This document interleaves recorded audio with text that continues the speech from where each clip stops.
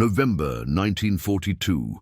A Lancashire factory worker turned rifleman perfected a shooting stance so unorthodox that senior officers threatened court-martial.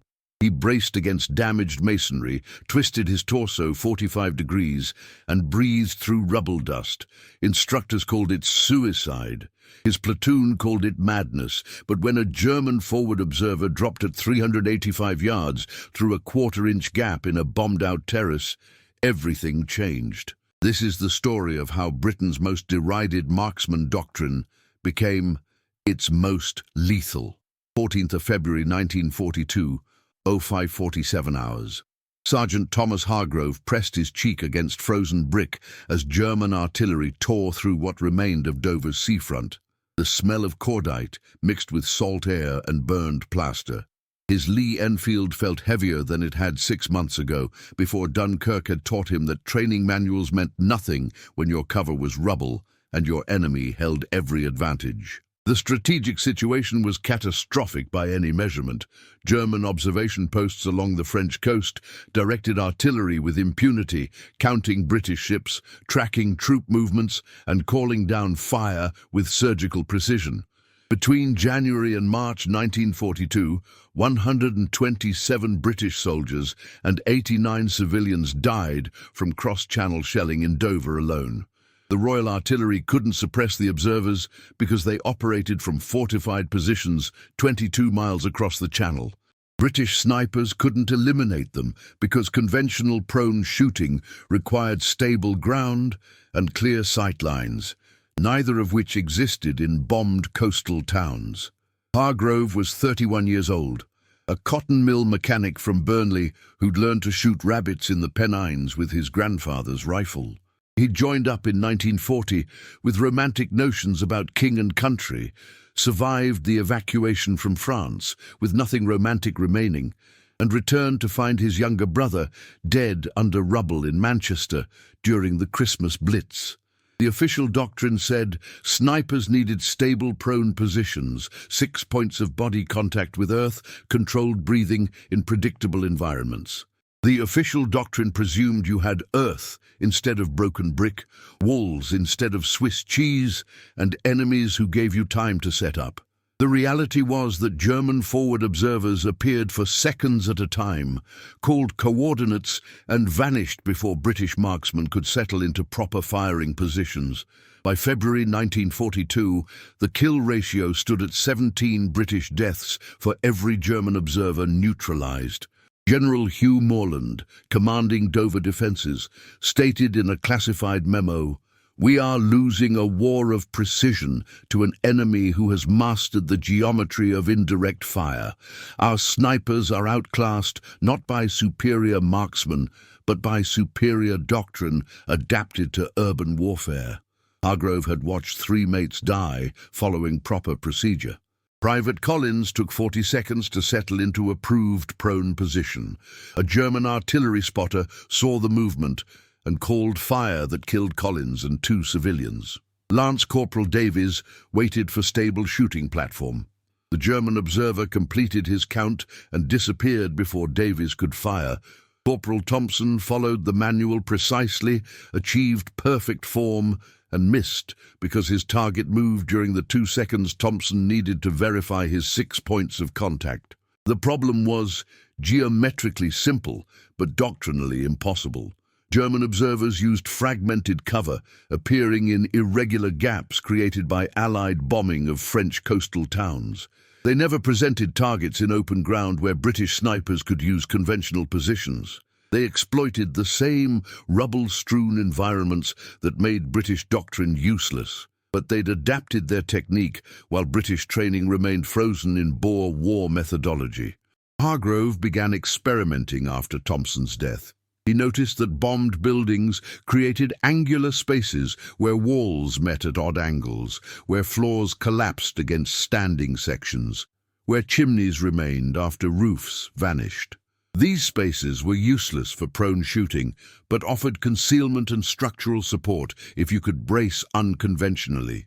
He started testing positions that instructors would have failed immediately, standing with torso twisted, back against corner walls, rifle barrel rested in crack between bricks, breathing shallow because deep breaths shifted point of aim.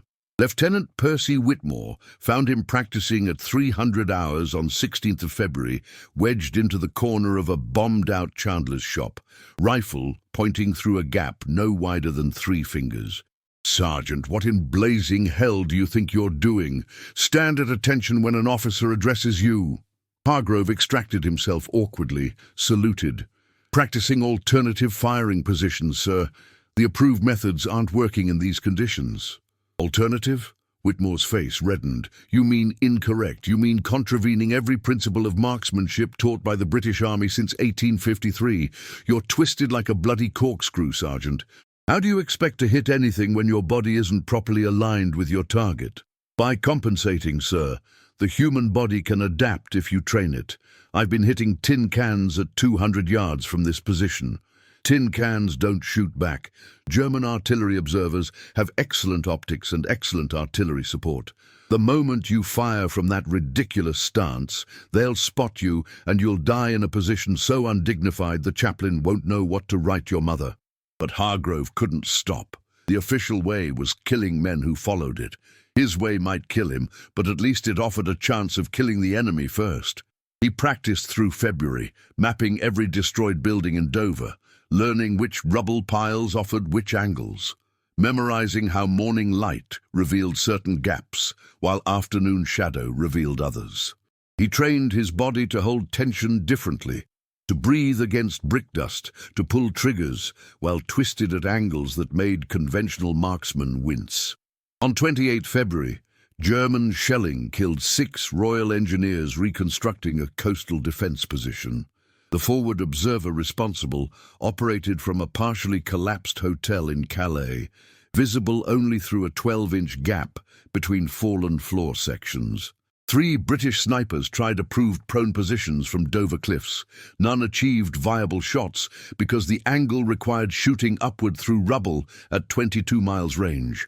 The War Office sent a memo stating that counter-sniper operations were suspended pending development of improved doctrine. General Moreland scrawled in the margin, "We're surrendering the channel to German eyes because our training hasn't caught up with our reality." Hargrove requested permission to attempt the shot. Whitmore refused. Hargrove went anyway at dawn on 1st of March, wedging himself into the shattered corner of a fisherman's cottage, twisting his torso 30 degrees, resting his rifle barrel in a crack where bomb damage had separated brick courses. He waited 4 hours. The German appeared for 9 seconds, binoculars raised. Hargrove fired. At 385 yards, through a gap narrower than a man's hand, the round struck center mass. The German dropped. Confirmation came 3 hours later through intelligence intercepts. German artillery direction from that position had ceased. Whitmore arrived at 1600 hours, face unreadable. "You disobeyed a direct order, Sergeant." "Yes, sir." "You also eliminated a target that 3 qualified marksmen missed. The colonel wants to see you. Bring your rifle and explain exactly what you did." The meeting took place in Dover Castle's underground command centre, where maps showed the 22-mile gap between British desperation and German dominance. Colonel James Hardcastle was 58, a veteran of the Somme who'd seen enough death to distrust innovation, but enough failure to recognize when doctrine had collapsed. He listened to Hargrove's explanation with the expression of a man watching someone juggle grenades. "Let me understand this clearly, Sergeant. You're proposing that we train British marksmen to abandon prone position, to brace against unstable rubble, to twist their bodies into configurations that violate every principle of marksmanship stability, and to engage targets at distances exceeding 300 yards through gaps measured in inches, and you believe this will somehow improve our effectiveness." "It already has, sir. The German I dropped yesterday had directed artillery that killed 18 of our men in the past month. I hit him from a position no German observer would expect because they know we're trained to shoot prone. They watch for men lying down." They don't watch for men standing in corners of ruined buildings. Captain Edmund Price, the battalion's senior marksmanship instructor, was less diplomatic. What you're describing is suicide with extra steps, Sergeant. Marksmanship is a science, not an improvisation. Stability comes from body-ground contact, from bone structure supporting weapon weight, from predictable breathing patterns. You're suggesting we throw away 2 centuries of developed technique because you made one lucky shot. 19 shots, sir. I've been practicing for 6 weeks. 16 hits on static targets at ranges between 180 and 340 yards. 3 on moving targets at ranges under 200 yards. All from positions that would be marked as failures on any rifle range, but work perfectly in destroyed buildings. Colonel Hardcastle studied the map. Red pins marked German observation posts along the French coast. Blue crosses marked British casualties from directed artillery. The ratio was devastating. Captain Price, how many German observers have we eliminated using conventional sniper doctrine in the past 3 months? 4 confirmed, sir. 7 probable. And how many of our men have died from German-directed artillery in the same period? Price's jaw tightened. 137, sir. Then I suggest our conventional doctrine is conventionally inadequate. Hardcastle turned to Hargrove. You have 2 weeks to train a section of 6 men in your methods. If your kill rate exceeds conventional snipers, we expand the program. If your casualty rate exceeds conventional snipers, you'll face court-martial for endangering British lives with reckless innovation. Dismissed. The training began on 3rd March 1942 in Dover's most heavily damaged district, where German bombing had created a landscape of broken geometry. Hargrove selected 5 men. Corporal Davies, who'd survived long enough to know approved methods weren't working. Private O'Connor, a Glaswegian steelworker whose body understood awkward positions from years in cramped industrial spaces. Private Mills, a Cambridge mathematics student who grasped the trigonometry of shooting through irregular gaps.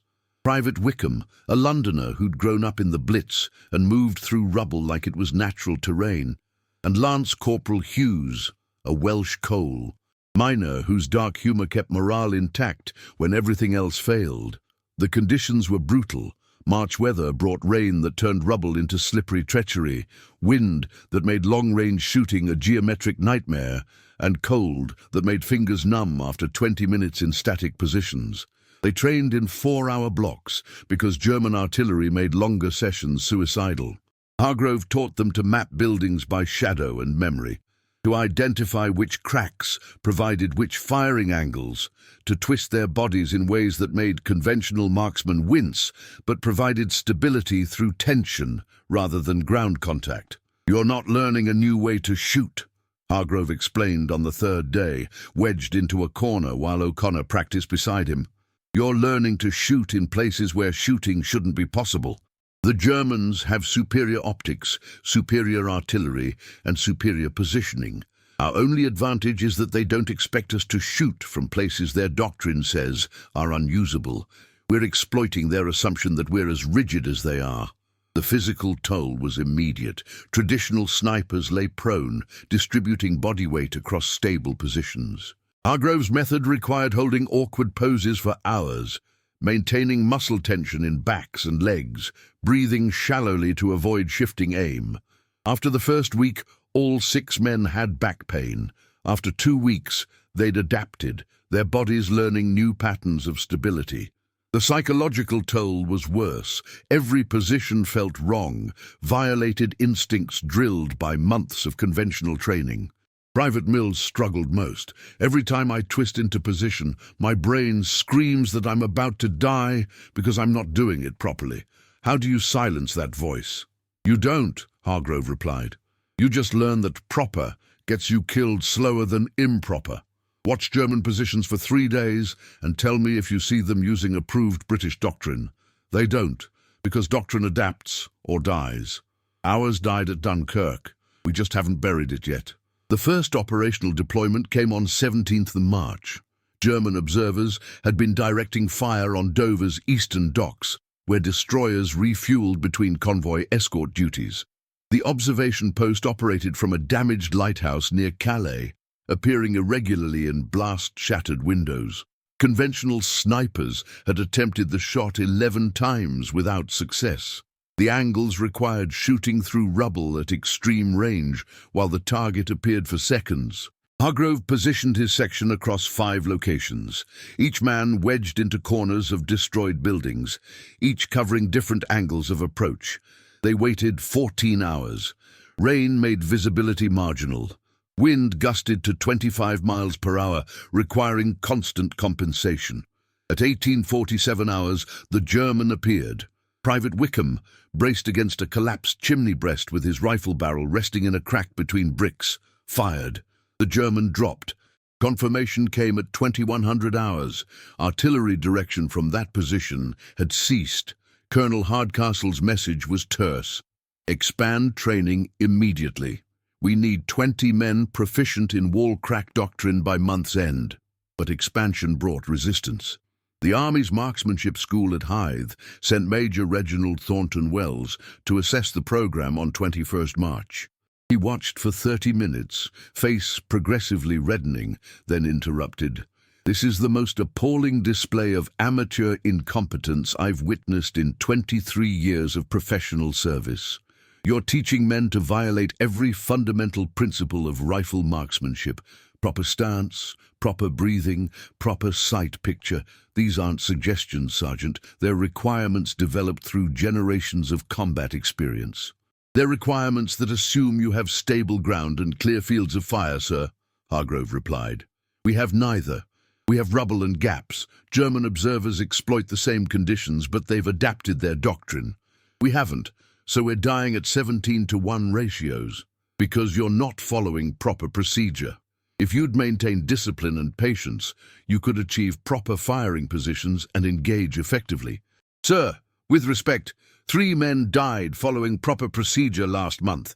They took proper positions, and the Germans killed them before they could fire, because proper positions take too long to establish in urban rubble. We're not fighting in veldt grassland anymore. We're fighting in destroyed cities where the enemy has adapted and we haven't." Thornton Wells departed after filing a report recommending immediate cessation of dangerous improvisation. But the statistics were undeniable. In 3 weeks, Hargrove's section had eliminated 6 German observers with 0 friendly casualties. Conventional snipers had eliminated 2 observers while losing 3 men. General Bernard Montgomery, reviewing Dover defense reports, sent a message that ended debate. "Continue wall crack program. Doctrine adapts or soldiers die. We've had enough of the latter." By April's end, 23 men had completed training.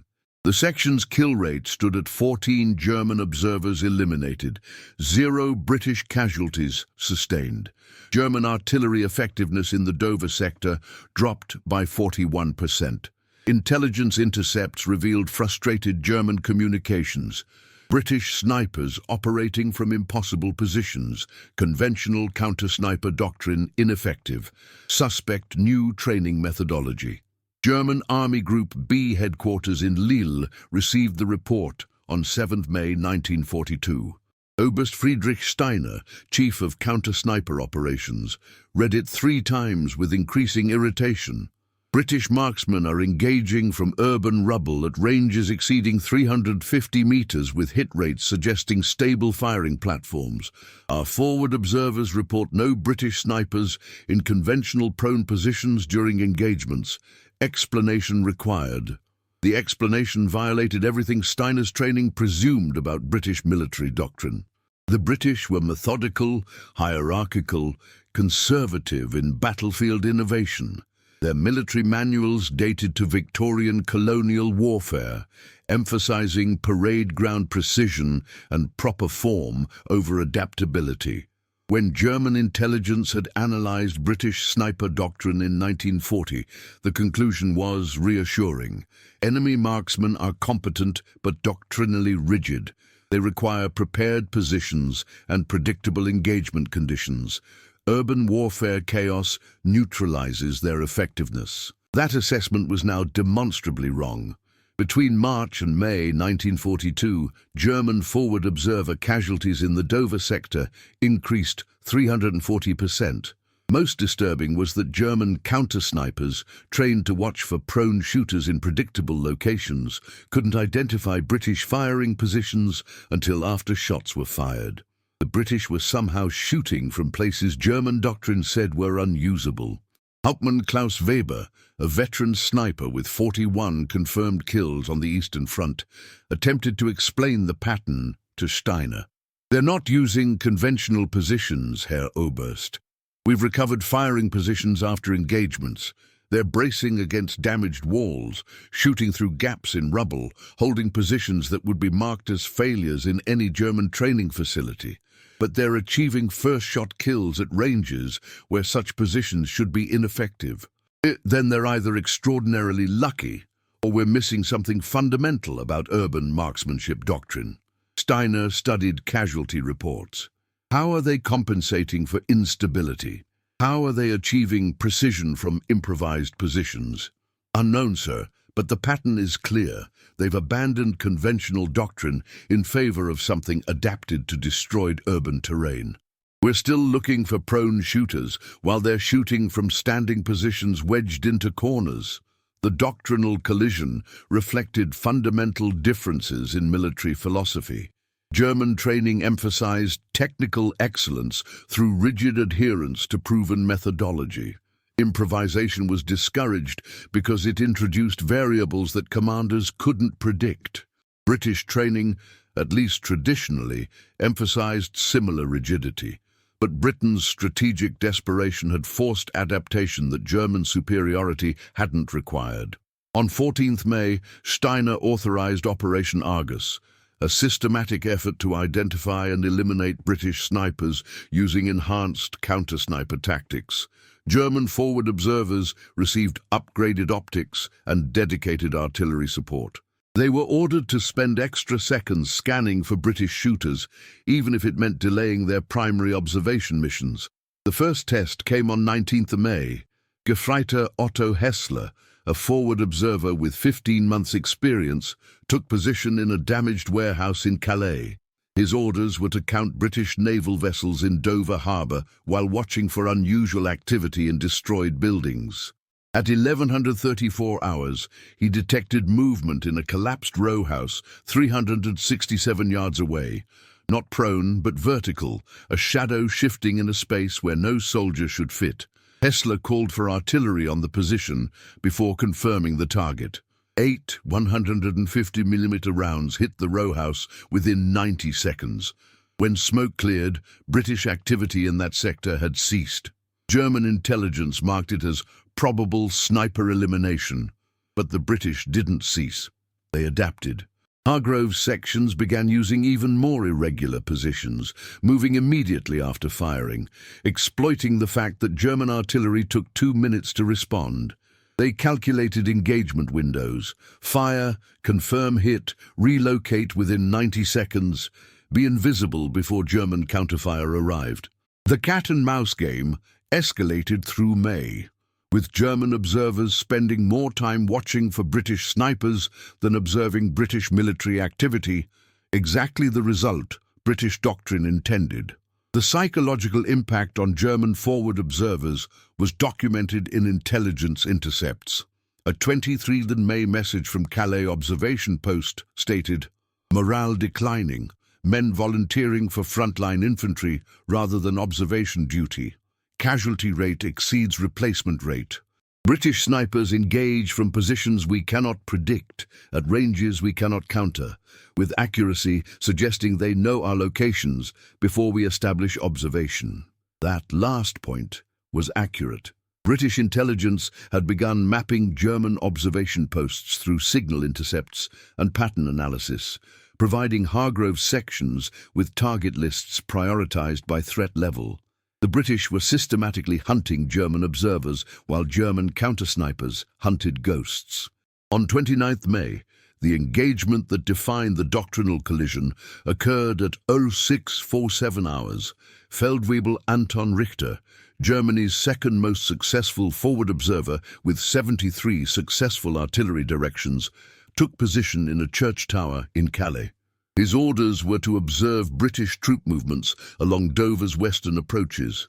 Richter was careful, experienced, and aware that British snipers were active. Private Mills, positioned 391 yards away in the corner of a bombed-out greengrocer's shop, had been waiting for 3 hours. His body was twisted 40 degrees, rifle resting in a crack where blast damage had separated brick courses, breathing controlled to avoid shifting his aim. He'd studied Richter's patterns for 6 days, knew that Richter appeared at dawn for 17-second observation cycles, then withdrew to covered position. Richter appeared at 647.13. Mills fired at 647.16. Richter dropped at 0647.17. German artillery hit the greengrocer's shop at 0649.23, by which time Mills was 150 yards away, relocated and invisible. German intelligence's analysis was blunt. Enemy has developed counter-observation doctrine superior to our counter-sniper capabilities. Current methodology ineffective. Recommend strategic reassessment of observation operations in urban sectors. By June 1942, German forward observer effectiveness in the Dover sector had declined 63%. British casualties from directed artillery dropped from an average of 14 per week to 3 per week. The strategic impact was substantial. German artillery, without effective observation, was firing blind, wasting ammunition, while British positions became increasingly secure. The doctrinal lesson was clear but unwelcome. Tactical innovation developed under desperate necessity could defeat technical superiority maintained through doctrinal rigidity. The British hadn't developed better marksmen, they'd developed better adaptation to environments where conventional excellence was irrelevant. German commanders, trained to respect methodology over improvisation, struggled to counter tactics that violated their fundamental assumptions about warfare. When the war ended, on 8 May 1945, Thomas Hargrove was 41 years old, a lieutenant colonel commanding the British Army's Urban Warfare Training Centre at Dover. The rank felt absurd to a former mill mechanic, but the role felt inevitable to someone who'd accidentally revolutionized how Britain fought in destroyed cities. The final statistics were classified until 1968, but eventually revealed impact that transcended individual engagements. Between March 1942 and December 1944, 347 British soldiers were trained in wall crack doctrine. They eliminated 612 confirmed enemy observers, artillery directors, and command personnel operating from urban rubble positions, with 23 British casualties sustained during those operations. The kill ratio was 26.6 to 1, compared to 0.47 to 1 for conventional British snipers operating in similar environments. But numbers alone didn't capture the strategic transformation. German artillery effectiveness in urban sectors declined 71% between 1942 and 1944, not because German artillery was inferior, but because German observation was neutralized. British forces advancing through France and Germany found themselves fighting enemies who'd lost their primary method of indirect fire direction. The Allies' advantage wasn't better artillery, it was better counter-observation doctrine that rendered German artillery less effective. The doctrinal legacy was documented in the British Army's 1946 Marksmanship Review, which stated, "The wall crack doctrine represented fundamental reassessment of marksmanship principles adapted to modern urban warfare. Traditional emphasis on stable prone positions and six-point ground contact was appropriate for open terrain combat, but actively counterproductive in environments where cover was fragmentary and enemy observation was sophisticated." The doctrine's success demonstrated that innovation under strategic necessity can invalidate generations of established practice when battlefield conditions evolve faster than institutional training. Hargrove never felt comfortable with the praise. When journalists interviewed him in 1958 after Wall-Crack Doctrine had been declassified, he was characteristically blunt. "We didn't invent anything revolutionary. We just stopped getting killed doing things that didn't work.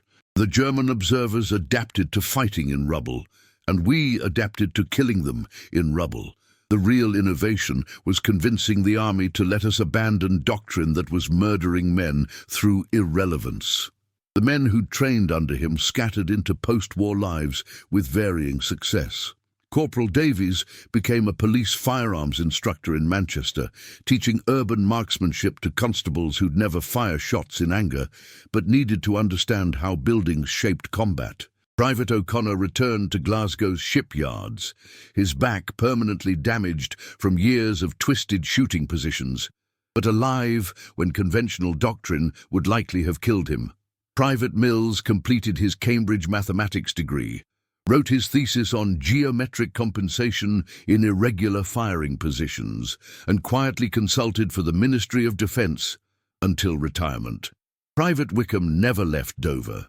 He married a local woman in 1946, opened a small bakery near the seafront, and refused to discuss the war beyond acknowledging he'd served. When the local historical society asked for an interview in 1972, his response was pure wartime understatement. "I stood in corners of broken buildings and shot at people who were trying to kill my mates. It wasn't heroic, it wasn't glorious, it was just what needed doing. We're done talking about it." Lance Corporal Hughes returned to Wales, worked 30 years in the Rhondda coal mines, and died in 1978, with his war service mentioned in 2 sentences of his obituary. His family found a medal he'd never mentioned, the Military Medal for consistent gallantry and skill in counter-observer operations that saved countless Allied lives through innovative tactical implementation. The institutional impact took longer to manifest, but proved more durable. The Wall-Crack Doctrine was formally incorporated into British Army sniper training in 1947, taught as irregular position marksmanship to generations of soldiers who never knew its origins as desperate improvisation by men the establishment had mocked. By the 1980s, special forces worldwide were teaching variations of the doctrine, rebranded as urban hide techniques, but fundamentally identical to what Hargrove had developed in Dover's rubble. The American military discovered the doctrine's relevance in Vietnam, where Viet Cong operated from destroyed villages and dense jungle where conventional prone shooting was impossible. A 1969 U.S. Army report noted, "British irregular position doctrine proves highly effective in environments where stable firing platforms are unavailable. Recommend integration into advanced sniper training." To bear the doctrine that British officers had threatened to court-martial in 1942 was being adopted by Allies 30 years later as cutting-edge innovation. The strategic lesson was taught at staff colleges, but rarely learned. Institutional resistance to innovation peaks precisely when innovation is most necessary. The British Army in 1942 was losing men to German observation because doctrine assumed pre-war conditions that no longer existed. Hargrove's crime wasn't ineffective shooting, it was effective shooting done differently than regulations specified. Only catastrophic casualties forced institutional acceptance of what desperation had already proven. When historians interviewed German veterans in the 1970s, their perspective provided unexpected validation. Klaus Weber, the sniper who'd tried to explain British tactics to Oberst Steiner, had survived the war and become a schoolteacher in Bavaria. His assessment was professionally respectful. "We had superior equipment, superior training facilities, and superior tactical positions. But the British had something more valuable. They were losing badly enough that they had to innovate or die. We were winning well enough that we didn't have to change. By the time we realized their adaptation had neutralized our advantage, the strategic momentum had shifted." That's the danger of success. It makes you rigid when circumstances demand flexibility. In 1982, the Royal Marines fighting in the Falklands used wall-crack doctrine variations to engage Argentine observation posts in Port Stanley. In 1995, British snipers in Bosnia employed irregular position techniques in destroyed Sarajevo suburbs. In 2003, urban warfare in Iraq saw American and British forces teaching wall-crack doctrine to Iraqi army snipers fighting ISIS in devastated Mosul. The tactical innovation, born from Dover's desperation in 1942, had become standard doctrine for any military operating in destroyed cities. Thomas Hargrove died in 1987 at age 76, survived by 3 children and 9 grandchildren, who knew him as a quiet man who'd served in the war, but never dramatized it. His funeral was attended by 14 veterans of the original wall-crack sections, men now in their 60s and 70s who'd traveled from across Britain to honor someone who'd kept them alive by teaching them to abandon everything they'd been taught. At the service, Colonel Edmund Price, the marksmanship instructor who'd called Hargrove's doctrine suicide with extra steps in 1942, delivered the eulogy. Price was 83, retired 30 years, but his voice was steady. Thomas Hargrove taught us that doctrine serves soldiers, not the other way around. When the rules are killing your men, you change the rules, or you bury your men. He chose to change the rules, and those of us standing here today are alive because he had the courage to be wrong by regulations and right by results. Britain won the war through many forms of bravery, but Tom's bravery was unique. He was brave enough to look foolish to people who valued appearances more than lives. That's rarer than courage under fire, and more valuable. The wall-crack doctrine's ultimate legacy wasn't the lives it saved or the enemies it eliminated, though both were substantial.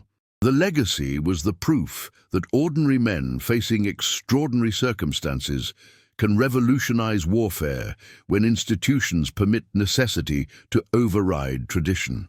Hargrove wasn't a tactical genius or an exceptional marksman.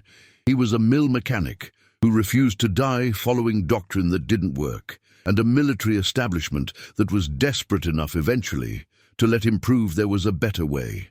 The story resonates because it's fundamentally British.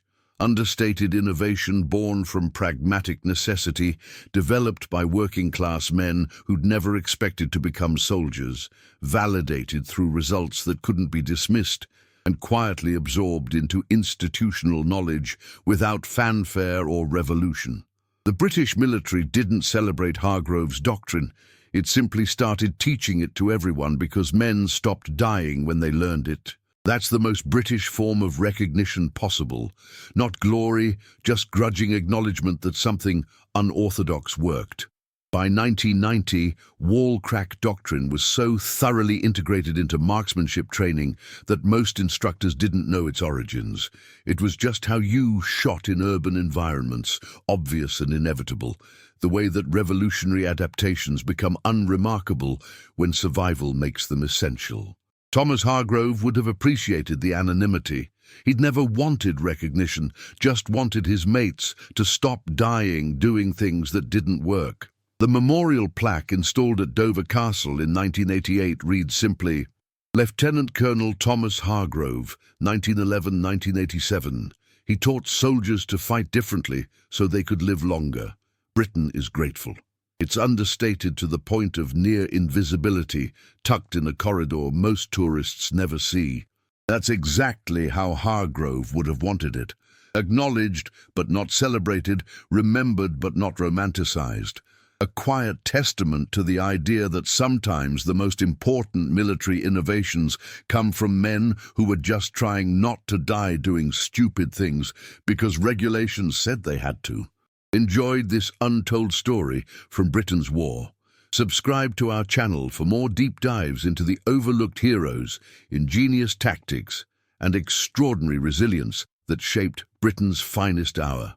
What other forgotten innovations should we explore next? Share your thoughts in the comments below. Let's keep these vital stories alive together. Don't forget to hit that notification bell so you never miss our next journey into Britain's remarkable wartime legacy.